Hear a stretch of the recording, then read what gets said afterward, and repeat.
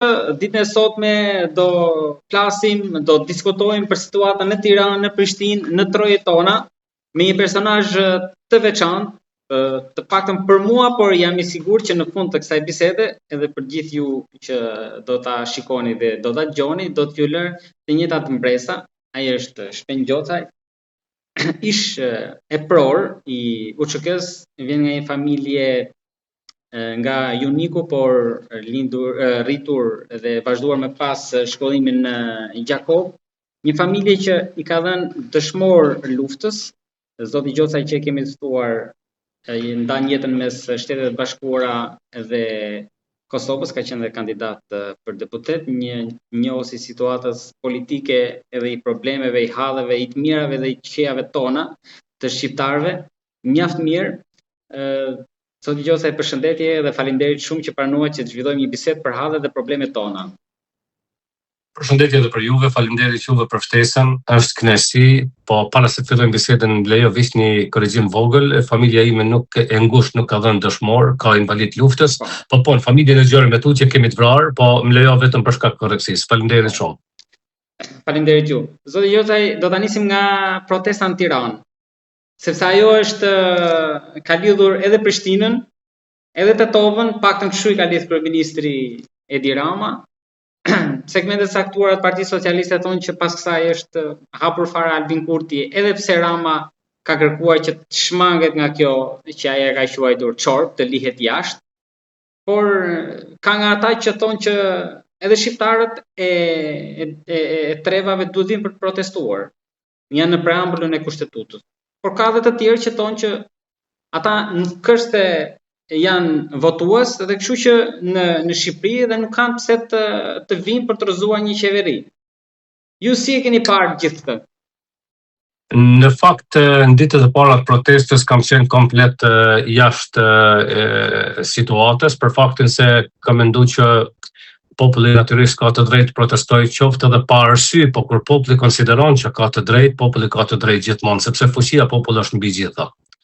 Veç asaj, unë vetë personalisht shumë herë kam qenë kundër politikave që i ndjek Edi Rama, nuk kam qenë shumë i zëshëm për faktin se kam konsideruar sikur po e luaj rolin e gjithdijshmit në thojza, nëse reagojnë Prishtinë, reagojnë në Ilirit, reagojnë Tirana dhe kam thënë vetes stop mos reagojnë të gjitha. Kështu që për një 10 ditët e para kam qenë komplet jashtë lojës. Pastaj kam filluar ta përcjell me vëmendje, pavarësisht që isha shumë i shqetësuar me situatën në Kosovë, me reagimet, me veprimet, me disa ligje, me disa sjellje atje që janë shkatruese për vendin, të cilat mund t'i flasim më vonë.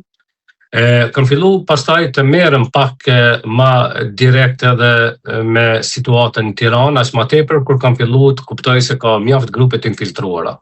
Në këtë rast, pa dashur të keq kuptohem se po mbështes Edi Ramën në mënyrë absolute, bile për dëshirën time Edi Rama të paktën mandatin e tretë nuk do të ishte kryeministër. Nuk them Partia Socialiste ose Demokratike, po si individ do duhet të ishte dikush tjetër, po jo Edi Rama.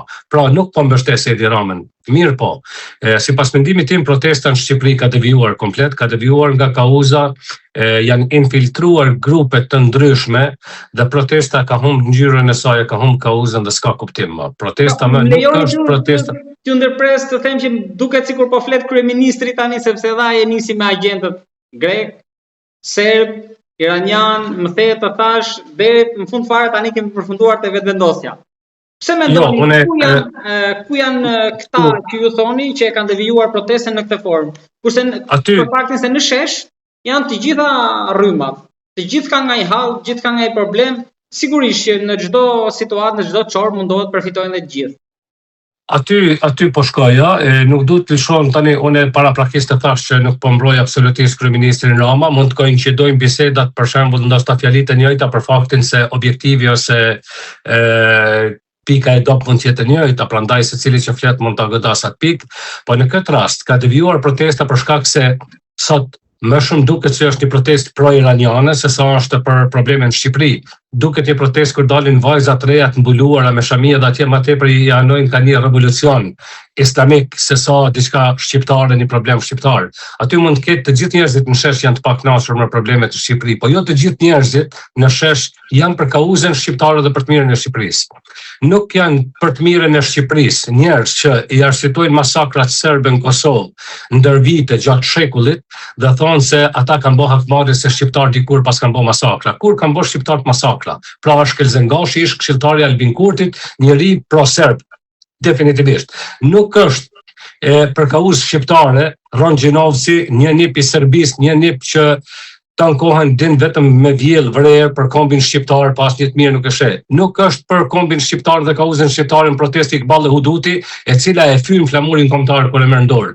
Nuk është për asnjë kauzë shqiptare Vudi Gjumshiti, i cili don të gjithë çlirimtarët në ferr, në hell, në burg të përjetshëm dhe nuk ka asnjë fjalë të mirë për kombin shqiptar vetëm për serbët. Pra, kjo të tregon mjaftueshëm. Pastaj, veç kësaj, protesta ka zgjatur diku rreth 3 javë pa një lider. Protesta ka vazhduar 3 javë pa u thonë kërkesat e protestuesve cilat janë ato. Dhe pas 3 javë na del Dritan Goxhaj, një njeri anti-amerikan, pro-iranian, hapur, ka thënë me zë figurë, nuk po flason, nuk e njoh personalisht Dritan Goxhaj. Si mendoni që Irani do zgjidhte zëvendës fushatës një zëvendës të vetin? Kaq hapur? Jo, Irani nuk zgjedh zëvendës të vetin, po Irani shkep paran gjithandej dhe atë elementet e Iranit, trubullues të Iranit i kanë elemente të tjera përreth. Mua më mjafton ta shoh me zë dhe figurë kundër Amerikës pro Iranit. Për mua është mjaftueshëm kjo, nuk kam nevojë për elemente tjera shtesë të mendoj që ai njeri nuk është i duhuri dhe nuk po ndjek kauzat e protestës. Aq më tepër kur unë e di që babai i Dritan Goxhaj, Dillaver Goxhaj, ka qenë një manipulant. Gjatë tërë pas luftës ka shkruar në mënyrën më përqarëse, njëherë ka shkruar me pseudonimin shkëmb zëvendës i shtabit i UÇK-s. Po nuk fliste në asnjë moment për zëvendës i shtabit, ai fliste të pavërteta, gënjente, mashtronte, përçante, me vite të tëra ka shkruar pas lufte me pseudonimin Shkëmb Golemi. Pastaj ka filluar të delë edhe me emrin e tij Dillaver Goxhaj, për shembull, në Koshare është bërë një luftë jashtëzakonshme, një betejë pa parë, të cilën e njohin të gjithë çlirimtarët edhe Ramush Haradina i ka fjalë më të mëdha sepse nuk ka si të mos i ketë. Aty është bërë një akt historik, thyrje kufirit shqiptar me forcë për herë të parë në historinë tonë. Aty është ty integriteti territorial i Jugosllavisë që të mos ikin nga tema. Dhe Dillaver Goxhaj dhe thotë se ata kanë qenë dezertore, kanë qenë të rradhtare, s'kan bërë asgjë tjera. Pra, tani më ndërlidhen mu këto, unë kam reaguar në mënyrë të pakënaqshme për deklaratat e atij babës këtij djalit, po tash edhe ky djali i babës e ndjek njëjtën rrugë, nuk më duhet shumë të mendoj nëse protesta është në vit e drejtë.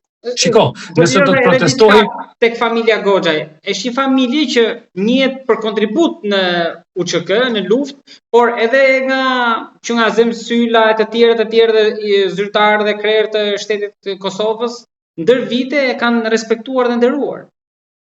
Shiko, në qoftë se flasim për kohën e luftës, ne pam një dokument kur zotriu ka thonë nuk më ka marrë koka erë dhe ka shku mbrapa. E dyta, në qoftë se flasim për letrat shkruara pas lufte, ne i kemi 60.000 veteranë të luftës sot. Do të thotë, unë personalisht jam në listën e veteranëve të rrejshëm, po kemi veteranë që ka qenë 7 vjeç në kohën e luftës, sot është veteran. Pra, unë nuk bazohem në letrat e lëshuara pas lufte, që janë manipuluar edhe në nënshkrimet edhe qëllimet, absolutisht nuk ma ngrit vlerën e këtyre njerëzve, ma ngrit vlerën në nivelin e tyre real, situata kur unë isha ata me zë dhe figurë kur flasin.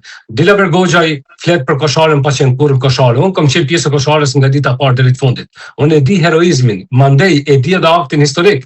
Në Koshare është thyrë integriteti territorial i shtetit Jugosllavisë, është thyrë miti, është bërë luftë direkte dhe ka ndiku në vendimarrje të marrëveshjes së Kumanovës për statusin e Kosovës me vonë.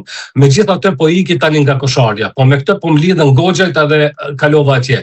Nuk ka mundësi Dillaver Goxhaj të jetë një kontributdhënës i madh në UÇK duke sharë, duke vjellur zgjedhje, duke futur përçarje në mes të djemve të luftës, kur ne kemi sot djem në karrocën validore, ka qenë moshë 26 vjeçare në atë kohë kur ka rënë karrocë për shkak të luftës në Koshare, të lirisë së Kosovës dhe sot ka mbi 28 vite që është në karrocë dhe të thuhet se ai ishte dezertor e tradhtar. Ka shumë luftëtarë plagosur që janë kthyer në linjën e frontit pa u shëruar mirë. Ka shumë luftëtarë që kanë pa bashkë luftëtarën e tyre. Unë nuk dua ta mbroj, nuk është se po bëj avokatin e familjes, po ata dezertuan nga Shqipëria, nga Ushtria ku ishin këtu, erdhën atje me armë dorë në Kosovë. Ne jemi dëshmitar, shiko, ne na dhem shpirtit të gjithëve për Shqipërinë në të shtatës. Ne po flasim në pozicione shumë të ndryshme, sepse atëherë po unë po flas nga ajo që kam dëgjuar edhe lexuar mbrapa, kurse ju i keni të përjetuara në terren. Por unë po flas nga ato atë që qarkullon. Po flas për këta dy persona, për ato që i kam parë me zë dhe figuri, kam dëgjuar, i kam parë. Po flas për argumente që unë i di dhe këta i shtremblojnë dhe këtu e ulim vlerën e tyre. Në anën tjetër që ata kanë ardhur me armë, kanë lëshuar ushtrinë shqiptare, mua nuk më pëlqen të hitë spekuloj tani për vitin 97, po ne jemi të gjithë ata që e duam Shqipërinë dhe kombin, e kemi pas zemrën të qarë për realitetin e 97-s në Shqipëri. Në Shqipëri në atë kohë gjithçka edhe raportet e mëdha që kanë pas me qindra ushtar, pas asaj kohë kanë mbet me 7-8 vjet, sepse u ndodhi ajo që ndodhi në Shqipëri, nuk ishte më asnjë rregull dhe hierarkia ishte më tepër vullnetare se sa që ishte hierarkike dhe zbatuese. Nuk dua të them se këta s'kishin çfarë bëjnë dhe shkuan në luftën e Kosovës ose morën pjesë atje. Ne e dimë edhe në zonën ku janë angazhuar ata se si është vepruar atje dhe nuk du të shohem se ka vrejtje të mjaftueshme në atë pjesë edhe në këtë pikë, por nuk du të hyj sot atje se edhe nuk jam kompetent të bëj një elaborim të tillë, edhe nuk du të shërbej përçarjes në ne kanë tjetër sikur se kanë vepruar ata ndër vite. Ajo që po them është, njeriu, pra babai Dritan Goxhajt, ndër vite ka gënjur, ka mashtruar, ka shpifur për djemt e luftës, për një zonë të caktuar, për një pjesë që ka menduar që janë politikisht një krah tjetër. Në fakt, në Koshare ke pas gjeme vajza gjitha trevave shqiptare. Në Koshare ke pas nga gjitha partitë politike, kur kanë ardhur vullnetarë, kanë ardhur dikush me dy gishta, dikush me dorë, dikush me grusht, dhe ju kemi thënë se ju jeni vullnetar deri në momentin që nënshkruani këtë formular. Aty tutje jeni ushtar, zbatoni urdhra. Dhe kemi arritur ta ruajmë imunitetin në mënyrën më perfekte, të përkryer. Por tani na del. Ku ishte Dritan Goxhaj që 3 javë më tepër që filloi protesta? Pse s'doli më një herë lideri protestës? Pse nuk dolën kërkesat e protestuesve? Pse duhet të del hapur që është anti-amerikan dhe është pro-iranian? Çka ndër lidhet kjo me problemet shqiptare sot? Dgjoj, zoti Gjota, ai ka deklaruar që unë nuk jam as antar i koordinues i bordit aty, nuk kam as drejt vote. Thjesht më dha një deklaratë për të lexuar dhe lexova së pari dhe së dyti. Po pse u zgjedhaj për ta lexuar atë deklaratë? Pse ndodhi afër Iqbal Huduti? Pse ndodhin këta shpionë të tjerë të Ju jeni Shtetet e Bashkuara, dhe atje është një polarizim i madh pro dhe kundër luftës. Tani ata që janë kundër luftës me Iranin, Shtetet e Bashkuara, nuk besoj se janë anti-amerikan. Po, shikoj, ju lutem, derisa unë të them ty, jam në anën e Iranit, çka është tjetër ajo? Ne duhet të shikojmë interesat tona kombëtare në radhë parë. Lufta në Iran dhe lufta në Palestinë mund të rban kur shoh fëmijët vrarën e ikë shpejt kur ndalin figurat se nuk mund me i pa shpirtnisht, më dhëm shpirti dhe nuk du me pas luftë atje. Po në qoftë se ne nisemi shiko, po më vjen keq që duhet të bëj një paralele të tillë. Po fëmijët tonë në Kosovë nuk ishin fëmijë ata. Po masakrat tona që ndodhen në Kosovë, masakrat e Serbisë mbi popullin shqiptar, vrasja e fëmijëve në barkun e nënave shtatzana, dhe sot del ambasadori i Palestinës në Beograd dhe thot Kosova është Serbi. Pse duhet unë pastaj të jem anti-amerikan dhe të jem sepse mu po mdhimen njerëzit atje? E vërteta është që njerëzit mu mdhimen shumë. Po unë duhet ta mbroj mas parë interesin tim kombëtar. Një shqiptar që nuk e ka në radhë parë interesin kombëtar, pastaj ai për mua nuk është në rrugë gabuar, me dashje pa dashje. Në anën tjetër, sot me Iranin, ne e shohim Irani për interesat e veta mban lidhje të ngushta me Rusinë, nuk na njeh si shtet, nuk na format, na bën sulme të ndryshme kibernetike etj. Atëherë pse ne duhet përçahemi mes vetes se duhet jemi me Iranin dhe kundër Amerikës dhe ne ta bëjmë drejtësi në botë. Ne duhet jemi, unë e them shpesh herë, edhe në qoftë se Amerika është gabim, ne jemi me Amerikën, se shqiptar pa Amerikën nuk ekzistojnë tradhuar me armiq. Nuk mundem. E kam thënë 100 herë, oksigjeni mushkëlive të Kosovës, por sot dua ta them kështu, oksigjeni mushkëlive të shqiptarisë kalon nëpër Washington. Në momentin e parë që një shqiptar super i mençur, siç është ky Goxhaj e tjerë Goxhaj të tjerë na dalin dhe rreshtohen në anën tjetër kundër Amerikës, janë kundër kombit shqiptar. Ne duhet ta ndjekim të drejtën tonë radh parë, duhet jemi kombëtarisht pastër, duhet ta duam vetveten kombin ton, pastaj le të ndajmë drejtësi aq sa dimë dhe mundem. Dhe ju e thatë se kanë ardhur nga gjithë anët, po, më lejoni ta them edhe këtë. Unë kam bërë thirrje edhe një ditë para 3-4 ditë, më falni, me një video. Nuk kanë që ka kërkojnë shqiptarët e Iliridës të Maqedonisë të protestojnë në Shqipëri për të rrëzuar qeverinë. E veçmas shqiptarët e Blenit, mos i fusin hundët në shqiptarët e Blenit që janë instrumenti i Albin Kurtit. Ata bën gabime të shumta atje me faktorin shqiptar në Maqedoni, po i shërbejnë. E keni parë se Parlamenti Evropian është tepër i alarmuar pse Maqedonia po serbizohet. Kurse kjo klasë politike shqiptare atje e mbështet këtë politikë të gabuar ose të dëmshme për faktorin shqiptar atje, e mbështesin, nuk e kundërshtojnë dhe Maqedonia serbizohet duke shkatruar faktorin shqiptar në Maqedoni.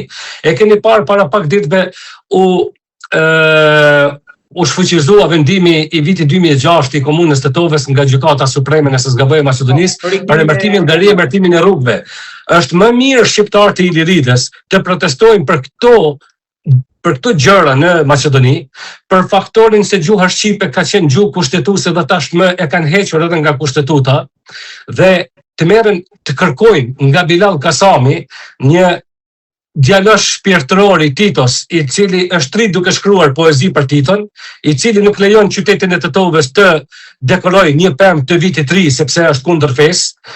Është mirë Bilal Kasami sa vjen nëpër New York, nëpër organizatat si Vatra, e t'i shante gjithë të tjerët përveç Albin Kurtit, se ky na qenë ka i dërguar i Zotit për shqiptarhanën, edhe sot të mbledh komunën e të Tovës, dhe nëse Gjykata Supreme e Maqedonisë e shfuqizoi vendimin e vitit 2006, ajo nuk ka parandaluar marrjen e vendimeve të reja. Ai më mirë është të mbledh komunën e të Tovës dhe të merr një vendim të ri për emërtimin dhe riemërtimin e rrugëve, dhe jo të shkohet me Leninin, JNA, Jugoslovenska Narodna Armia, që ka qenë ajo, e tjera Marshalli Tito. Po, le t'i emërton dhe riemërton rrugët në gjuhën shqipe me emrat e heronjve shqiptarë. Në anën tjetër nga Kosova, nuk kanë që ka kërkojnë shqiptarë të Kosovës atje, kur Kosovën për e serbizon Albin Kurti me ligjin e shtetësisë të deformuar, të reduktuar në 2 dokumente, të krijuar mundësin online me u bë shtetas i Kosovës. A e dini ju çka do thotë kur të regjistrohen 700.000, 800.000, 1 milion serbë në Kosovë? Ku është demografia jonë? Ku jemi ne pastaj? Pra, Albin Kurti po serbizon Kosovën dhe shqiptarët e Kosovës nuk kanë kohë të merren me këtë problematik që po shkon Kosova dhe na vikan Tiranë atje me vurën dhe ligj dhe me rrezu qeverinë. Kjo është absurde. Në anën tjetër kush pas ka thënë që është me kushtetutë? Absolutisht unë nuk e di që kushtetuta e Shqipërisë e parashef mundësinë dhe të drejtën e shqiptarëve të viseve të tjera me ardhmë me bë protestë në Shqipëri për me rrezu qeverinë dhe me votu. Absolut. Unë mendoj dhe me aq sa di unë, kushtetuta e Shqipërisë e ka brenda vetes kujdesin e shtetit shqiptar ndaj shqiptarëve jashtë trevave, jashtë kufive të Shqipërisë, por jo mundësinë e çdo shqiptari më ardhe me bë gushma të llovinë në Shqipëri atje. Por pra ju mendoni që jo ashtu siç thotë Enver Dugolli që mund të ketë pasur sipas tij një përgjigje që pat për kryeministrin ardhje nga Prishtina, Kosova drejt të Shqipërisë për protestuar në mënyrë individuale. Ju thoni që është organizuar kjo? Pra, gjërat që shihen nuk kanë nevojë ti analizojmë shumë. Edhe Enver Dugolli në një prej vitës si emër, si familje, me vllahun e tij kemi bashkë vepruar në lëvizjen studentore në vitin 97-98 me Bujarin, pra janë familje patriotike, po Enver Dugolli përveç se patriot s'ka asnjë vlerë tjetër me vete. Pik, ai shkon në konjunkturat e Albin Kurtit, është si sust, kur e prek Albini ai duhet më vez, edhe kur e din që ka gabim. Pra është shqiptar i mirë dhe asgjë më shumë. Ajo që thotë Enver Dugolli është politike, ajo që thotë Enver Dugolli e thotë sepse duhet me thënë se Albin Kurti ka thonë me thonë, ajo që thotë Enver Dugolli bashkë me gjithë kolegët e tij deputet parlamentin e Kosovës votojnë e kundërshtojnë me një mesazh që ju shkon nga Diana Mihajli, dhezën kur vjen mesazhi, nalin kur vjen mesazhi tjetër, me një fjalë nuk besoj në korrizin e tij të drejtë dhe mendimet e tij që janë të tij personale, janë gjithçka të imponuara. Është në protestën e Tiranës momentalisht ka shumë grupe të infiltruara. Nuk dua të them që protesta nuk filloi për një kauzë. Protesta filloi për një kauzë e cila ndoshta moralisht do ta kish pasur edhe mbështetjen time.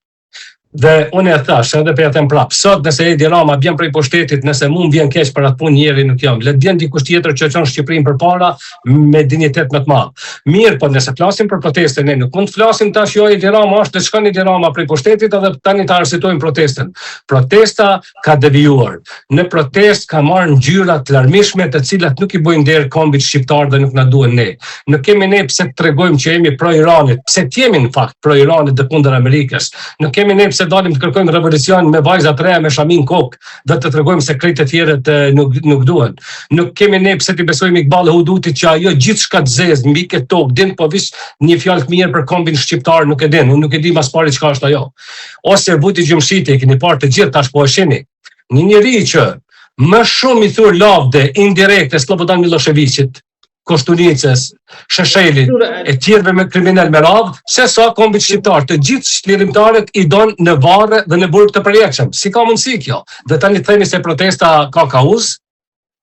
Të lutem, ku do të dalë Albin Baba me gjithë këtë? Ai e din ku është nis, ai është futur atje ku nuk ka kthim mbrapa. Ka ardhur tipik sikur diktatorët më të mëdhenj në pushtet ka ardhur me dhunë, me viktima, pavarësisht që njerëz nuk dalin me ia thonë, nuk e kuptoj opozitën në Kosovë pse është kaq e heshtur, duhet me dalë dhe me shpjegu të qytetarët. Njeriu ka ardhur në pushtet me kauza të rrejshme, pra i ka djeg makinat duke thënë se makinat serbe nuk kalojnë, në anën tjetër i ka pagu makinat, ka pas marrëveshje me bë pagesat paraprakisht. Kjo është tradhti kombëtare. Ka kriju viktima mbi kauza të rrejshme. Për shembull, mon bala e Arben Xheladini janë të vrarë shkaku i kauzave të Albin Kurtit të rrejshme për vetvendosje, për jo dialog me Serbinë, e tjera për bashkim kombëtar, dhe sot ku kemi bashkimin kombëtar, ku është dialogu me Serbinë? Ku është vendorja? Albin Kurti sot do të ka marrë gati 50% të mbështetjes. Jo, nuk është e vërtetë ajo. Ne kur themi 50%, ne kemi mësuar përmendsh këtë farë shifre, pa menduar që e para punës 70% e popullit nuk ka dalë në zgjedhje. Pra kanë dalë 30%. Atyre që kanë votuar, pa ne duhet jemi të qartë kur e themi këtë, sepse ka njerëz që mendojnë se 50% e popullit hati shkojmë edhe ne me Albin Babën, po nuk është e vërtetë kjo. Pra 70% nuk kanë dalë në zgjedhje, 30% tjetër që kanë dalë në zgjedhje nuk e kanë mbështet as 12% e asaj 30% për faktin se në Kosovë Albin Kurti, Albin Baba nuk e fitoi garen, doli si parti e parë me 30%, po nuk ishte ai që i fitoi numrat. Dhe Albin Baba në Kosovë i ka vjedhur votat, i ka bler votat, ka gjujt miliona euro. Pastaj në Mërgat edhe i ka bler, edhe i ka vjedhur votat me poshtë dhe votat me përmes ambasadave janë spekuluara, vjedhura të gjitha. Unë kam qenë kandidat dhe votat e familjarëve të mi nga New Yorku nuk kanë ardhur tek unë. Çka është kjo?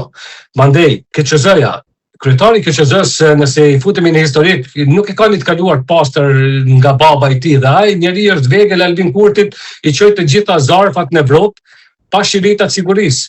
Pse ndodh kjo? Për manipulim shumë të lehtë. Kam dëgjuar nga opozita këtë pas pretendime për votat. Në anën tjetër, kjo është edhe muqëm habit pse ata heshtin, nuk e di kur heshtin disa pika e bashkëfajtor. Po nuk janë bashkëfajtor që i kanë bërë këto manipulime, po ky duhet ja udin ndonjë defekt që ata s'po donë me reagu ose s'po e prisin rahatin. E unë të kaluarën e kam 100% pastra, andaj edhe guzojmë i thonë fytyrë secilit. Votat janë blerë dhe janë vjedhur pjesat dërmuese, pra nuk e ka atë shifër që e mbështetjet popullit. Tjetër, si ka mundësi të gjuhen miliona euro brenda një viti për katri palë zgjedhje, të blehen vota, të ipek gjaja se për paketa ndihme me familjare për shkak të inflacionit, ti paguhen me 12 milion euro mërgatës, polisat e sigurimit e tjera, ndërkohë që secili mërgjimtar ekonomikisht qëndron më mirë se 80-90% e popullit në Kosovë.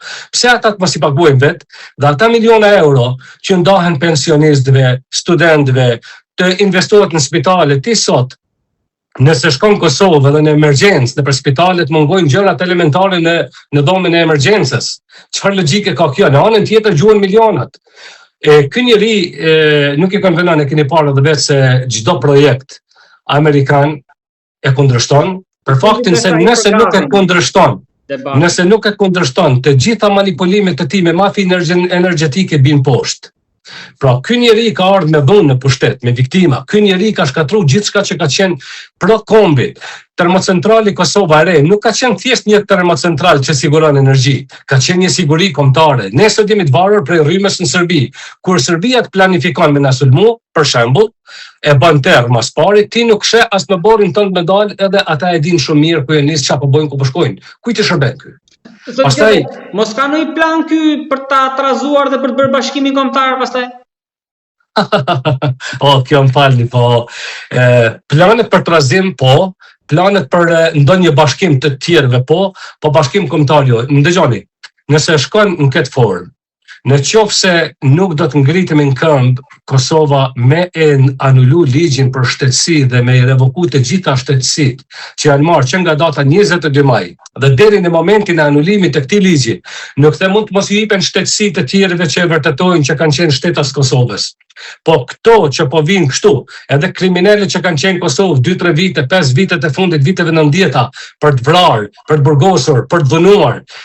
Ne nuk mund të pranojmë që kriminalët që ne kanë dhënuar 20.000 nana, gra e motra, sot t'i shpërblejmë për dhënimin se kanë hekë kesh ka kanë dhënuar atje dhe t'ju japim sot shtetësinë, pensionet, beneficionet. Në qoftë se Albin Kurti gjuan miliona euro për të blerë votat dhe përfitojnë të gjithë studentët ta marrin në Kosovë, përfitojnë studentët fëmijët e kriminalëve që na kanë vrarë, masakruar e dhënuar, a nuk përfitojnë studentët e Kosovës që studiojnë në Maqedoni, shqiptar, fëmijë dëshmorit nuk përfitojnë. Po çfarë rregullash janë këto? Çfarë ligje, për çfarë bashkimi flasim këtu? I vetmi bashkim ndodh me logjikën e veprimit të Albin Kurtit mund të jetë një bashkim. Cili do të jetë ky? Kjo është frika që më ka planë mua. Ndodh për shembull kur Albin Kurti ta serbizon Kosovën sipas planit tij që e ka nisë. Me këtë ligj ka me u serbizu Kosova. Mos e harroni, Kosova do të serbizohet brenda 2 viteve dhe më nuk ka teori me ndryshu realitetin demografik kur në jetë. Ne para 100 viteve kemi pas Shkupin qytetin më të madh shqiptar. S'ka qenë as Tirana as Prishtina. Pikërisht me këto farë metoda, Shkupi sot është me pak shqiptar në përgjithësi atje. Nëse vazhdohet kështu, kur Kosova serbizohet, si matematike vetme e bashkim, në thojza po them, do të jetë ndarja Kosovës për gjysmën që ka qenë ide e Qosticit, e Çubrëlloviçave të tjerëve, me u nda për gjysmën me marr Serbia, gjysmën Shqipëria ose edhe më pak se gjysmën Shqipëria. Pra ky do të jetë bashkimi kombëtar i logjikës vepruese të Albin Kurtit. Nuk është ka punohet për ndonjë bashkim kombëtar. Si është ka punohet për bashkim kombëtar kur ky ka bë protesta, ka nxjerrë njerëz në rrugë, ka çak kreje me gure, me tulla, policë Kosovës, të cilët kanë qenë fëmijë veteranëve të luftës, invalid të luftës, fëmijë dëshmorëve, dhe i kanë çak kreje për shkak të kauzave të rreshme. Demek po analim Zajednicën, që do të thotë bashkësinë e komunave serbe, dhe tani ky ju ka dhënë autonomi ose ata do të jenë shtet brenda shtetit.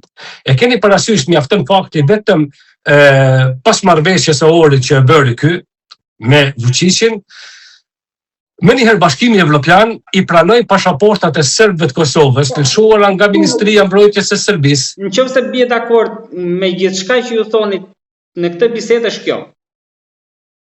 Pra, pasaportat u pranuan nga Bashkimi Evropian që në një formë janë ilegale, i lëshon një shtet tjetër me zyrën Kosovë, me vendbanimet Kosovës nën adresimin e shtetit serb, dhe ato pranohen nga Bashkimi Evropian dhe liberalizohen vizat. Kur pranohen këto? Pikërisht pas marrëveshjes së orit. Çka do të thotë kjo? Marrëveshje pra. Atëherë, si ka mundësi të mendojmë ne për bashkimin kombëtar kur gjithçka ka shkon vetëm në favor të serbëve.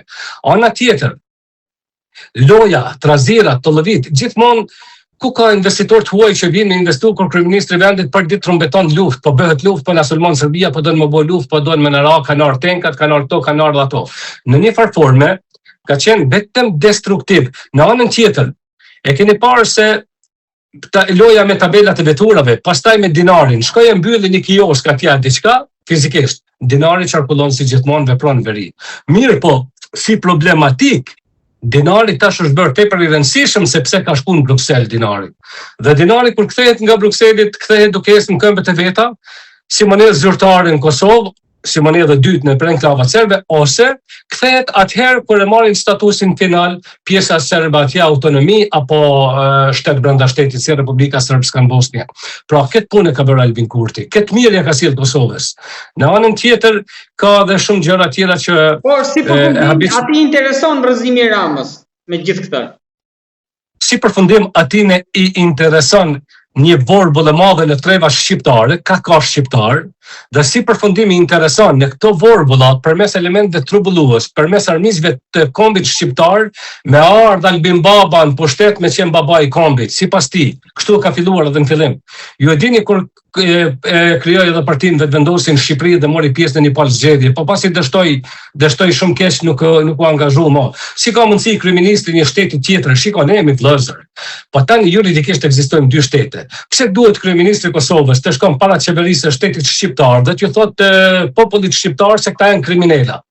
Çka do të ndodhte nëse Edi Rama, për cilin unë kam shumë vërejtje gjatë jetës tij politike, Po në qoftë se në këtë rast nuk do të tregohej i pjekur dhe do të arrestonte Albin Kurtin, duke quajtur kriminal, çfarë do të ndodhte? Një vllavrasje ndër shqiptare? Pse e bën këtë? Pse Albin Kurti nuk shkon në Serbi me bë fushat atje? Kemi shqiptarët në Kosovë Mindore i ka bërë pikë 5 atje. Në anën tjetër, tani më lejoni vetëm edhe një shpjegim vogël për ligjin. Ligji për shtetësinë që ka bërë, përfitojnë vetëm serbët se për 2 minuta online regjistrohen dhe bëhen shtetas të Kosovës. Kurse shqiptarët e Kosovës lindore janë me 20 vite, 25 vite që jetojnë në Kosovë. Nuk kanë të drejtë të pajisen me dokument identifikues, nuk kanë asnjë të drejtë, asnjë mundësi. Ndërkohë punojnë në Kosovë, kanë biznese, paguajnë taksa, i shërbejnë shtetit Kosovës. Veç asaj kemi pas luftëtar të lirisë, kemi dëshmor, kemi invalid të asaj ane. Pra ata nuk janë përfitues. Veç asaj, nëse kthejmë veç pak kokën mbrapa të vitet 50, kur në kohën e Rankovicit në periudhën e njohur si aksioni armëve, janë dëbuar me dhunë dikon 300.000 shqiptarë veç brenda 2 viteve për Turqi. Ata shqiptarë nuk e gëzojnë këtë drejtë të bëhen shtetas Kosovës sot.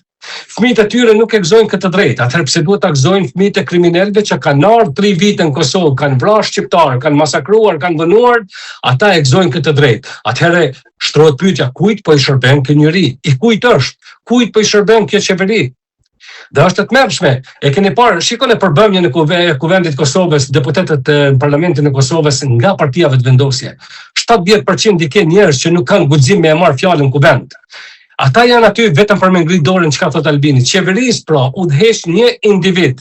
Ata nuk guxon me dalë para një mediumi me dhënë një deklaratë pa lejen e tij. Atëherë çfarë është kjo?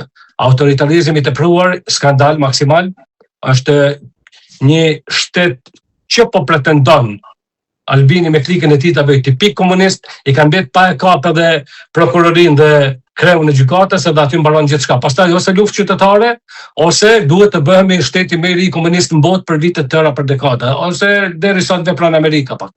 Zoti Gjosaj, kam edhe diçka të fundit, duke qenë se në këtë bisedë nuk po i prekim çështje tjera se kjo është aktualiteti për momentin, edhe për të mos na humbur vëmendja në çështje të tjera, të cilat shpresoj që të kemi mundësi herë tjetër për të diskutuar.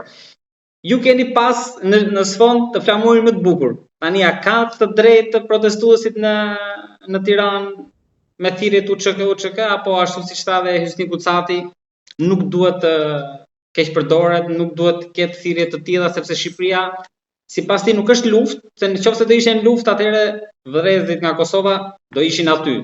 Tani kjo sipas tij, ashtu sikur e thatë ju, është një gjë që duhet ta ndajnë vetë shqiptarët e Shqipërisë.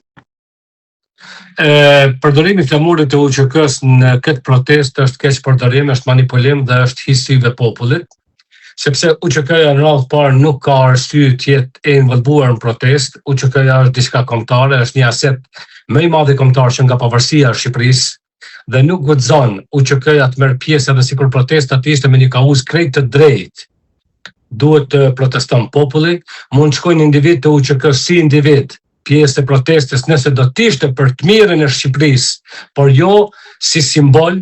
Flamuri i UÇK-s tjetë atje të keq përdoret dhe gjuhet. Nuk është në asnjë mënyrë, kjo është thjesht një keq përdorim dhe nuk kanë të drejtë të manipulojnë. Veç asaj, duke pas parasysh se një pjesë e mirë e popullit në Shqipëri nuk është në gjendje të mendoj deri atje sa flamuri mund të jetë duke u keq përdorur, prezenca e flamurit të UÇK-s në protestë ka nxit shumë përplasje, sepse unë kam marrë vetë shumë sulme, shumë kritika në Facebook prej njerëzve në Shqipëri.